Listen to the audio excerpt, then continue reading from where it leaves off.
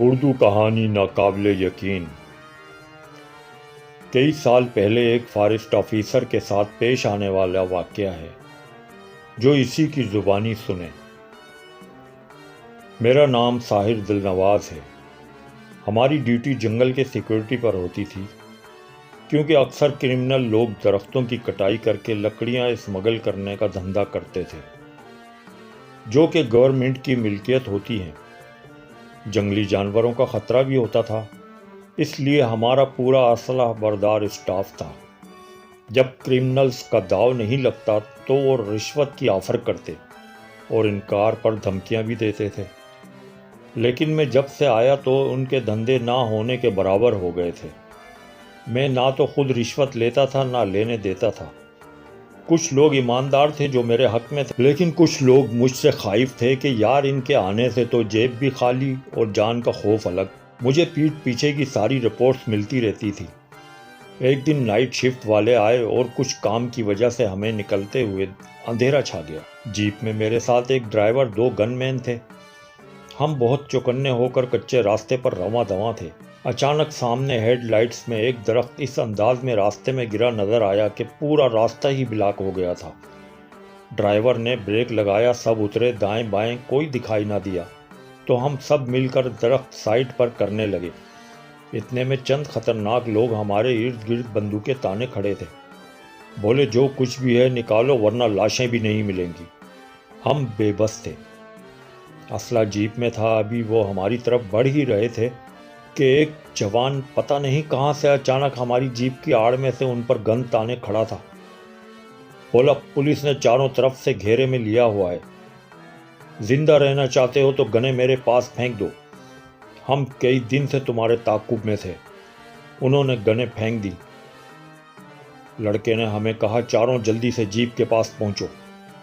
ان کو الٹا لٹا دیا، خود ان کی گن لے کر ان کے پاس جانے لگا۔ میرے گارڈز نے بھی اپنی گنز پکڑی اور اس کے ساتھ ہونے لگے تو اس نے روک دیا، آپ وہیں ٹھہرو۔ اندھیرے میں پتہ نہیں کیا کیا، ان کی دوبارہ آواز نہیں آئی۔ ہمارے پاس آ کر بولا جلدی سے نکلو اب یہاں سے۔ میں نے کہا یار آپ فرشتہ بن کر یہاں آ گئے، ورنہ یہ تو مار دیتے آج۔ وہ بولا موت جب اللہ کی طرف سے نہیں تو کوئی نہیں مار سکتا۔ میں نے کہا آپ کا نام کیا ہے اور اس جنگل میں کیا کر رہے ہو؟ وہ بولا شانی نام ہے میرا، وہ سامنے سیدھے ہاتھ پر 2 کلومیٹر دور میرا گھر ہے، آپ جلدی نکلو بس۔ ہم درود پاک کا ورد کرتے شکر ادا کرتے وہاں سے نکلے۔ خیریت سے گھر پہنچ کر شکرانے کے نوافل ادا کیے۔ دوسرے دن جب ڈیوٹی پر نکلے تو اسی جگہ پہنچے۔ ڈرائیور نے اچانک گاڑی روکی، سر وہ دائیں جانب دیکھیں۔ ہم نے دیکھا تو 4 لوگوں کی لاشیں پڑی تھیں۔ یہ وہی تھے جنہوں نے ہمیں لوٹنے یا مارنے کی کوشش کی تھی۔ ان کی گنز بھی ان کے ساتھ پڑی تھیں اور جسم پر کوئی زخم وغیرہ بھی نہیں تھا۔ خیر ہم نے پولیس کو اطلاع کر دی، پر رات والا واقعہ نہیں بتایا، کہیں کسی لمبے چکر میں نہ گھسیٹے جائیں۔ پولیس آئی تو بولی ارے یہ ڈاکو تو پولیس کو کافی ٹائم سے مطلوب تھے، لاشیں لے گئے۔ ہم ڈیوٹی سے جلدی لوٹے تو سوچا اس لڑکے کا شکریہ ادا کرتے چلیں اور پتہ بھی کریں کہ اسے کچھ معلوم ہے کہ ان کو کس نے مارا۔ عجیب بات تھی کہ ہم جنگل کے چپے چپے سے واقف تھے پر کوئی رہائشی گھر کبھی نہیں دیکھا تھا۔ ہم نے جیپ جنگل میں اتار کر پگڈنڈی پر اس گھر کی جانب موڑ دی۔ دور سے دیکھا گھر کے باہر کھلا صحن ہے جس میں درخت لگے ہیں۔ ایک ضعیف بابا کمر جھکی ہوئی ہاتھ میں لکڑی پکڑے اندر کی طرف جا رہا تھا۔ ہم نے ہارن بجایا تو اس نے مڑ کر دیکھا اور کھڑا ہو گیا۔ ہم اتر کر اس کے پاس گئے، سلام کیا۔ اس نے جواب دے کر ہم سے پوچھا آپ لوگ کون ہو؟ ہم نے اپنا تعارف کروایا۔ وہ بولا میں آپ کی کیا خدمت کر سکتا ہوں؟ ہم نے کہا بہت شکریہ، ہم تو بس شانی کا شکریہ ادا کرنے آئے تھے۔ کل رات اس نے ڈاکوؤں سے ہماری جان اور مال بچوایا تھا، ذرا بلائیں اس کو۔ وہ بابا جی ہمیں حیرت سے تکنے لگے۔ سر کیوں مذاق کر رہے ہو؟ شانی بابا تو 2 سال پہلے اسی جنگل میں ڈاکوؤں کی گولیوں کا نشانہ بن کر شہید ہو گئے تھے، وہ کل کیسے مل سکتے ہیں؟ وہ بولے اندر آئیں۔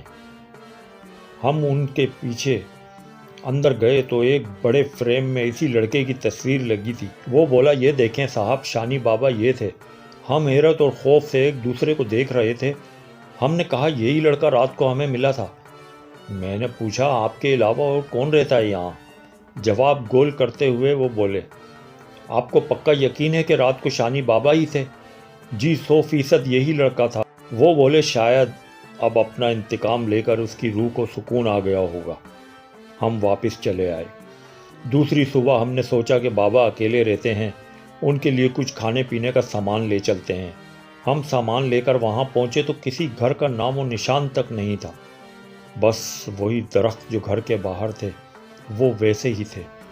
نہ پولیس کو آج تک چاروں کے قتل کا سبب پتہ چلا، نہ ہمیں آج تک سمجھ آئی کہ ایک مردہ شخص کی روح کیسے آ کر یہ کر سکتی ہے۔ کیا جس بابا سے ہم نے بات کی تھی وہی شانی تو نہیں تھا؟ آج تک یہ گتھی نہیں سلجھ سکی۔